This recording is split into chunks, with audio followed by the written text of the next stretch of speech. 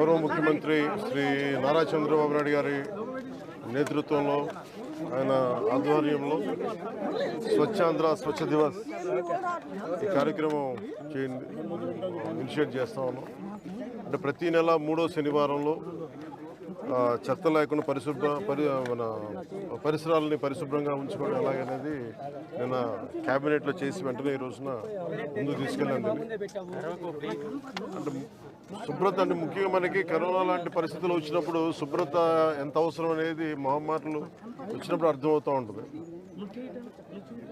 ఒకవైపు 2047లో అద్భుతంగా భారతదేశం ముందుకెళ్ళాలి, ఆంధ్రప్రదేశ్ ఎదగాలనుకున్న దాంట్లో చాలా కీలకమైనది పరిశుభ్రత.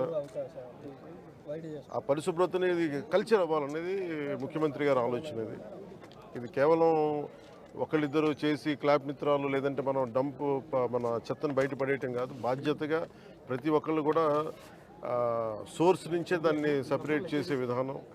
అలాగే ఎక్కడ పడితే అక్కడ ఈరోజు ప్రారంభించేది అద్భుతాలు వెంటనే జరిగిపోతాయి, 24 గంటల్లో జరిగిపోతాయని కాదు, కానీ దీన్ని ఆధారం చేసుకొని దీన్ని ఒక ప్రేరణగా తీసుకొని భవిష్యత్తులో ఈ కల్చర్ అవ్వాలి పిల్లలకు కూడా, ఇది భవిష్యత్ తరాలకు కూడా సదుద్దేశంతో ఈ రోజున గౌరవ ముఖ్యమంత్రి గారు దీన్ని ఇనిషియేట్ చేశారు. ఇది మేమందరం కూడా ఆ కార్యక్రమంలో ఈ రోజున ఇక్కడికి నంబూరుకి వచ్చాను. నేను కూడా మంత్రివర్యులు ఇది అక్టోబర్ 2 గాంధీ జయంతిగా దాకా దీన్ని ముందుకు తీసుకెళ్తాం స్పెషల్ డ్రైవ్ కింద.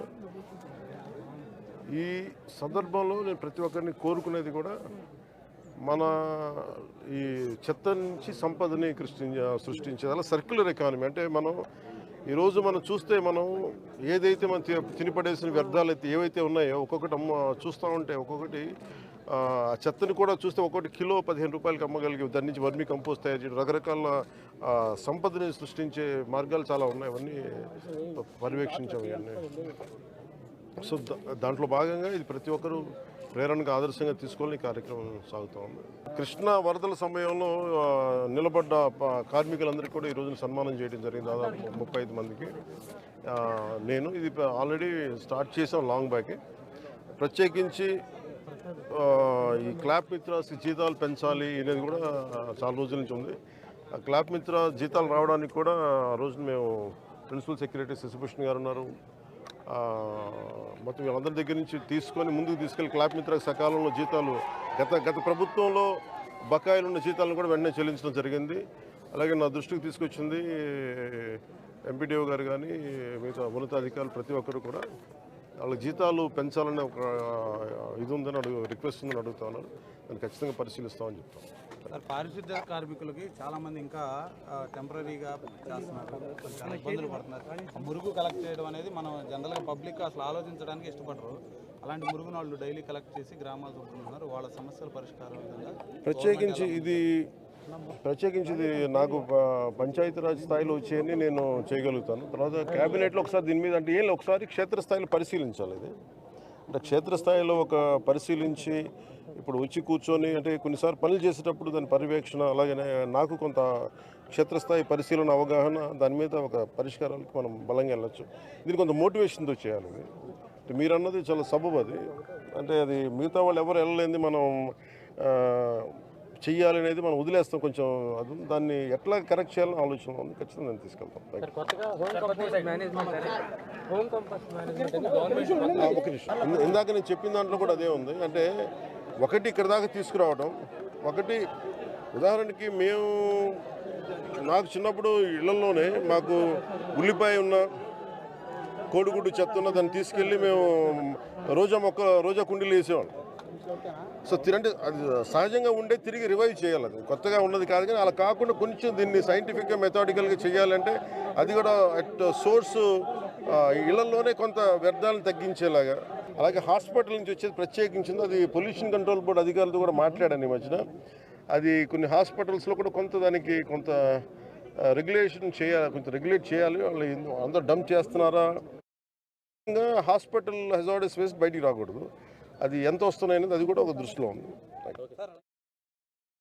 ఈరోజు నంబూరులో గౌరవ ముఖ్యమంత్రి శ్రీ నారా చంద్రబాబు నాయుడు గారి నేతృత్వంలో ఆయన ఆధ్వర్యంలో స్వచ్ఛాంధ్ర స్వచ్ఛ దివస్ ఈ కార్యక్రమం ఇనిషియేట్ చేస్తా ఉన్నాం. అంటే అంటే ప్రతి నెల 3వ శనివారంలో చెత్త లేకుండా మన పరిసరాలని పరిశుభ్రంగా ఉంచుకోవడం ఎలాగనేది నిన్న క్యాబినెట్లో చేసి వెంటనే ఈ రోజున ముందుకు తీసుకెళ్ళండి. అంటే శుభ్రత అంటే ముఖ్యంగా మనకి కరోనా లాంటి పరిస్థితులు వచ్చినప్పుడు శుభ్రత ఎంత అవసరం అనేది మహమ్మారులు వచ్చినప్పుడు అర్థమవుతూ ఉంటుంది. ఒకవైపు 2047లో అద్భుతంగా భారతదేశం ముందుకెళ్ళాలి, ఆంధ్రప్రదేశ్ ఎదగాలనుకున్న దాంట్లో చాలా కీలకమైంది పరిశుభ్రత. ఆ పరిశుభ్రతని ఇది కల్చర్ అవ్వాలనేది ముఖ్యమంత్రి గారి ఆలోచన. ఇది కేవలం ఒకళ్ళిద్దరు చేసి క్లాప్ మిత్రాలు లేదంటే మనం మన చెత్తను బయటపడేయటం కాదు. బాధ్యతగా ప్రతి ఒక్కళ్ళు కూడా సోర్స్ నుంచే దాన్ని సపరేట్ చేసే విధానం. అలాగే ఎక్కడ పడితే అక్కడ ఈరోజు ప్రారంభించేది అద్భుతాలు వెంటనే జరిగిపోతాయి, 24 గంటల్లో జరిగిపోతాయని కాదు, కానీ దీన్ని ఆధారం చేసుకొని దీన్ని ఒక ప్రేరణగా తీసుకొని భవిష్యత్తులో ఈ కల్చర్ అవ్వాలి పిల్లలకు కూడా, ఇది భవిష్యత్ తరాలకు కూడా సదుద్దేశంతో ఈ రోజున గౌరవ ముఖ్యమంత్రి గారు దీన్ని ఇనిషియేట్ చేశారు. ఇది మేమందరం కూడా ఆ కార్యక్రమంలో ఈ రోజున ఇక్కడికి నంబూరుకి వచ్చాను. నేను కూడా మంత్రివర్యులు ఇది అక్టోబర్ 2 గాంధీ జయంతి దాకా దీన్ని ముందుకు తీసుకెళ్తాం స్పెషల్ డ్రైవ్ కింద.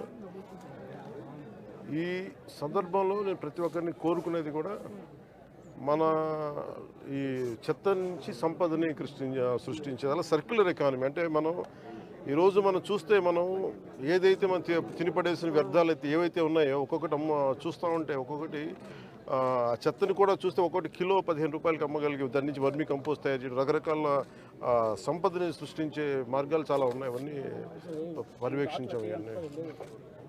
సో దాంట్లో భాగంగా ఇది ప్రతి ఒక్కరూ ప్రేరణగా ఆదర్శంగా తీసుకోవాలని కార్యక్రమం సాగుతూ ఉంది.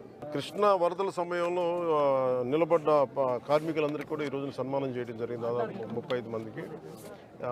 నేను ఇది ఆల్రెడీ స్టార్ట్ చేసాం లాంగ్ బ్యాకే.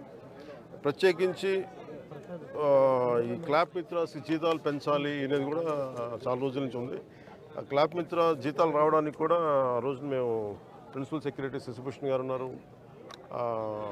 మొత్తం వీళ్ళందరి దగ్గర నుంచి తీసుకొని ముందుకు తీసుకెళ్ళి క్లాప్ మిత్రకు సకాలంలో జీతాలు గత ప్రభుత్వంలో బకాయిలు ఉన్న జీతాలను కూడా వెంటనే చెల్లించడం జరిగింది. అలాగే నా దృష్టికి తీసుకొచ్చింది ఎంపీడీఓ గారు కానీ మిగతా ఉన్నతాధికారులు ప్రతి ఒక్కరు కూడా వాళ్ళ జీతాలు పెంచాలనే ఒక ఇది ఉందని రిక్వెస్ట్ ఉందని అడుగుతా ఉన్నారు. దాన్ని ఖచ్చితంగా పరిశీలిస్తామని చెప్తాం. సార్, పారిశుద్ధ్య కార్మికులకి చాలామంది ఇంకా టెంపరీగా చేస్తున్నారు, చాలా ఇబ్బందులు పడుతున్నారు. మురుగు కలెక్ట్ చేయడం అనేది మనం జనరల్గా పబ్లిక్ అసలు ఆలోచించడానికి ఇష్టపడరు. అలాంటి మురుగును వాళ్ళు డైలీ కలెక్ట్ చేసి గ్రామాలు దుబ్బుతున్నారు. వాళ్ళ సమస్యల పరిష్కారం విధంగా ప్రత్యేకించి ఇది నాకు పంచాయతీరాజ్ స్థాయి